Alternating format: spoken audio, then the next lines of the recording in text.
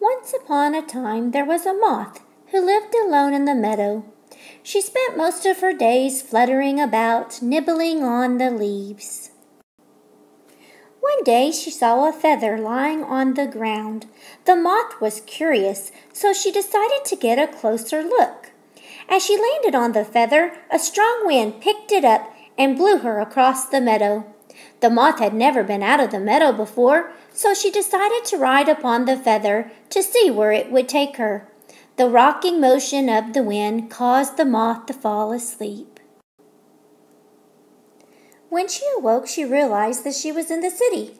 "I've always wondered what it would be like in the city," thought the moth.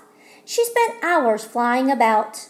The noisy city was crowded with people bustling about, and she had to dodge cars as they zoomed down the streets. "Whew! I need to find a safe place to rest and fresh leaves to nibble," realized the moth. She flew through the city and peeked in the windows in search of tasty leaves to fill her empty stomach, but none could be found. "Maybe I'll just rest a bit," thought the moth.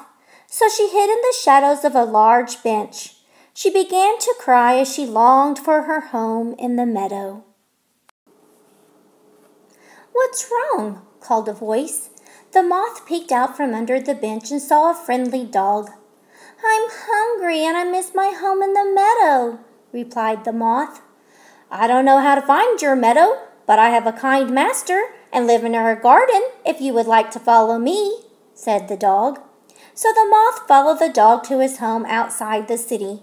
It was a nice, quiet place surrounded by fields. She filled her belly with tasty leaves. The moth was grateful for the kindness of the dog, but as she snuggled down to rest, she realized, "There's no place like home."